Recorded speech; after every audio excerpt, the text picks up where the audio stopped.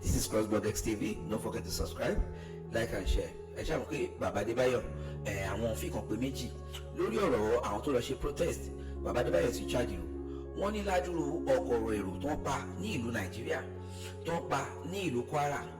Kí àwọn èèyàn má lè bọ́ ọ̀tà láti fọwọ́sowọ́pọ̀ pé ìjọba nígbà káwọn Haúsá yìí kọ́kọ́ máa pa wá bíi chicken.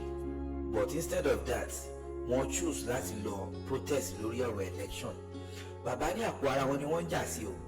Torí tó ń bá yẹ pé wọ́n fẹ́ ja ìjà tó tọ́ pé insecurity ti pọ̀ jù, ọkàn wọn ò balẹ̀ lù. Ṣé bí ọ̀gọ̀rọ̀ èrò náà balẹ̀ lọ́jọ́ mẹ́ta yìí? Ó jẹ́ káwọn èèyàn bọ́ta is more than 200 ẹ̀mí tó lọ. Pé kí ló ń ṣẹlẹ̀? You have to stop this. But wọn ò ní time fún yẹn. Ọ̀rọ̀ election yìí tó máa favour wọn ni wọ́n wá push àwọn èèyàn sínú ẹ̀. Bàbá ní gbogbo owó tó ń kó jẹ yìí kí iná fẹ́ fi ṣe. Ẹ ṣe kínní náà kò favour yìí. Ẹ̀wọ̀ ẹgbẹ́ ìkùnrin àlàyé lẹ́nu bàbá Adebayo. How many of them are going to school? Only one that you can take. I said there is affliction on ground. I said I'm not trying to cast spell on you when it is time that child will stop going to school. Do you think you are working? You are doing the work of affliction.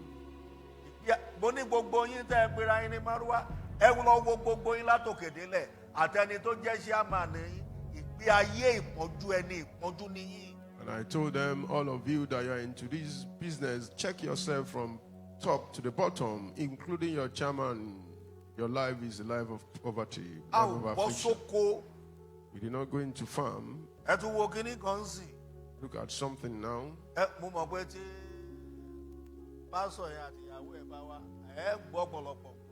know when the pastor and his wife comes, even shako. There are things you can do with shako.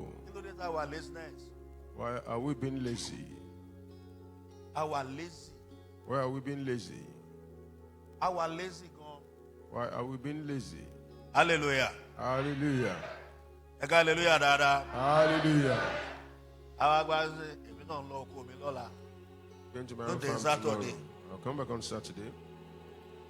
I can't sit with you when everything is going fast. When everything is running fast. You're just seated. You are still looking for government work, contracts. Anyone looking for a government job now, they are all thieves. We have what is more than government job. God, those militant. Fulani pààyàn, àwọn politician, àwọn amẹ́ṣí, àwọn òbí, àwọn kí ló ń pè ẹrù fáyé olè, gbogbo wọn. Jẹ́ rò pé torí ẹ̀yin èèyàn náà ṣe ń ṣe rally ni. Àpò ara wọn ni wọ́n ń ṣe rally sí. Wọn ò rí ìjọba ṣe mọ́, wọ́n kóra wọn jọ, àwọn yìí kan náà ni. Doing rally in Abuja, they are not carrying out this rally because of the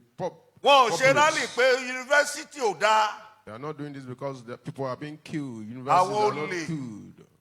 But because of their own pocket, what they want to gain. All thieves. They did not do rally because of those that are behind Boko Haram to be arrested.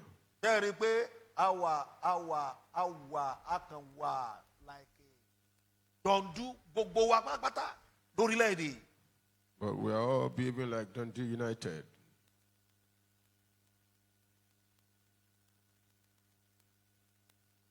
Dundee United. See me, man, you. Mabu, team me. Mabu, man, you. Mabu, man, you. Praise the Lord. Eke hallelujah, dada. Hallelujah. Wọ́n kó wọn oúnjẹ, wọn ò dá nǹkan lẹ̀. Embezzling the money without doing anything.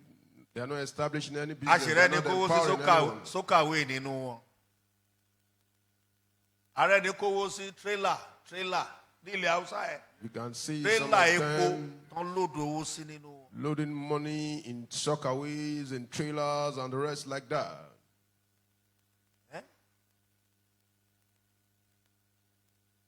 Àwa èèyàn tó yẹ ká gbọ́n a ò gbọ́n. We that we ought to be wise, we are not wise at all.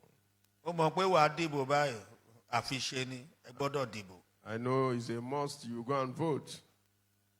Ṣé o? It's quite a pity. Ohun tá a lè fi lówó wá ẹgbẹ́ gbèsè. There are things that we can do that can make us rich. Let's take steps. Èmi ń sòótọ́ fún yín o. I'm telling you the truth. Ẹ má jẹ́ ń tọ̀ yín. Don't let me deceive you. Ẹ wá gbọ́, Hear me well. ìwé gan ò tà mọ́. Even education is not selling anymore. Má lọ ṣe master ẹ pẹ́, wàá pẹ́ ń bẹ̀, wàá pẹ́ nù yà. Lọ ṣe master. Lọ ṣe ẹ tún máa ń pè PhD. Professional refugee, àbí? Professional exam. Ẹ̀mí kan tún yí padà ní professional refugee. Bí refugee lọ fi ń ṣe nílùú òyìnbó.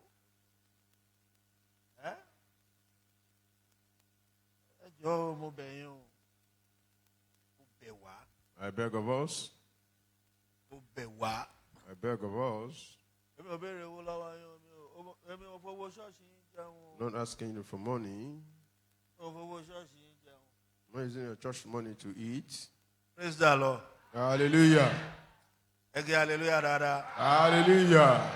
Ọ̀sẹ̀ tó kọjá. This last week, Màmá yẹn wá yẹn wà. Ó lóun fẹ́ ta gbogbo àwọn ó ní Mr. B equipment, àwọn succession, àwọn kí náà pé tantalizer. Ó lóun ti dálẹ̀ rí. Ó lóun ní gbogbo àwọn equipment gas gbogbo nǹkan tó fi ṣe business yẹn. Ó sì ti gbọ́ ọmọ mi kan pé a máa dá ilé iṣẹ́ oúnjẹ lẹ̀. the woman said she wants to sell fast food equipment, tools, everything needed. And I told one of my children we're going to start a fast food business. A ti lọ Ìjẹ̀ṣà tẹ̀dó sẹ̀lẹ̀ Ìjẹ̀ṣà a ti lọ price gbogbo kìíní yẹn tó jẹ́ tòkunbọ̀ tó kọ́ látàbúrọ̀. We've gone to Giselle to price those things. Very expensive.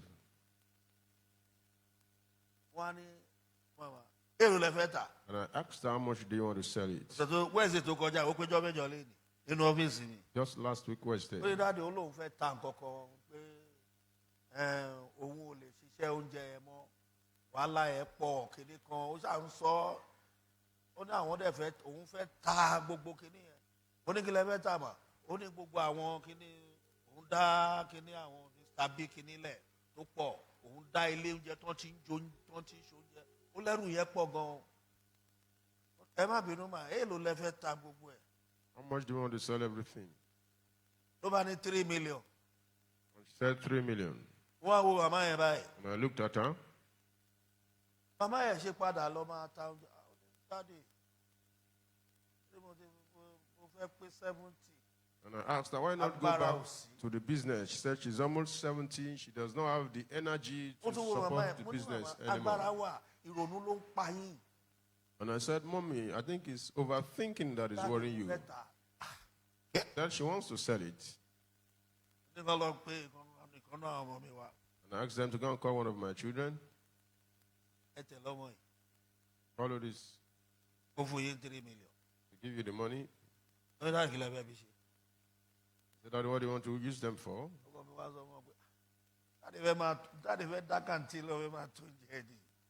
Said, Daddy, want to start a confectionery restaurant or fast food business. At the meeting, they were looking for somewhere big.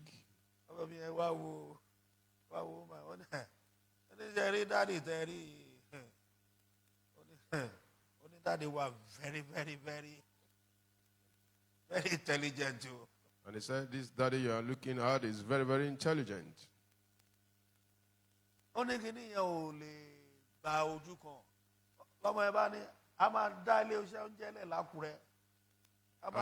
the mommy said, all the equipment cannot occupy one's place. And she said, okay, we can have branches. Ara gbogbo ẹ̀. We bought all. Wọ́n gbọ́ ọmọ mi Pastor Dadu And I Lakure. called one of my sons, Pastor Daudu at Dadu Akure. afẹ́ dálé oṣù ẹ̀ńjẹ̀lẹ̀ Lakure. He said, I want to start a fast food business at Akure. Kódọ̀jọ́ kejì ló gbé mi pé Daddy mò ń ti ráyè ńlá o ti parí. And he said, the second day he called me that, Daddy, we've gotten a big space. I said, that's all. Mo dẹ̀ jókòó sójú kan náà. And you are seated at the spot. Alọ́ ọmọ màmá. A ṣe bóyá ó ní kó dùn. Wọ́n ó sì máa ń gbé wá ẹ máa ń rà lọ́wọ́ ẹ̀ ṣe ń gbọ́ báyìí. Ó tójọ wọ́n ó gbé sórí kínní wọ́n ti wá ń kó Port Harcourt Àbújá gbogbo ẹ̀ wọ́n dẹ̀ jókòó.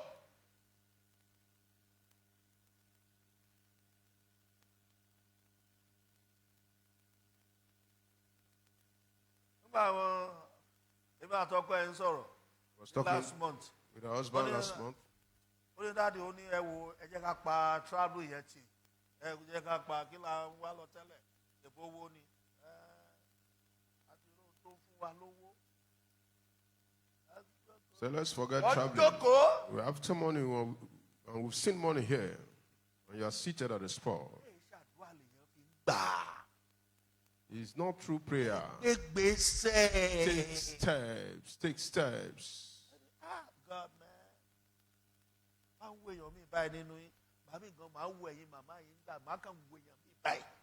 I just look at some of you people. Praise the Lord. Hallelujah. Hallelujah, dada. Hallelujah. Hallelujah, dada. Hallelujah. I want us to pray. Pastor mi òyìnbó yẹn bá wá ẹ mọ̀ ó dà pé àwa tá à ń sọ kò nítumọ̀ sí àwọn kan gbọ́ tó nítumọ̀. Probably when the pastor from Germany comes, your understanding will be better open. Some people are listening to what we are saying and it's meaningful to them. I was begging this mommy, don't sell this equipment, but she said she just needs to sell them, that she does not have the energy to support the business anymore. So all our children are in the overseas. If they never see it, has no meaning.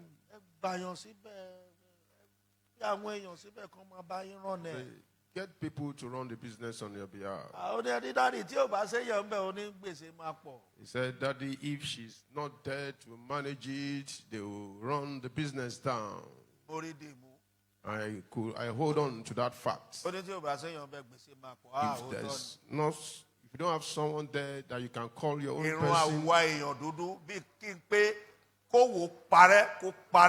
and I hold on to that statement that we of Black Race, we don't support other people's business, rather we want to run it down. Problem to you.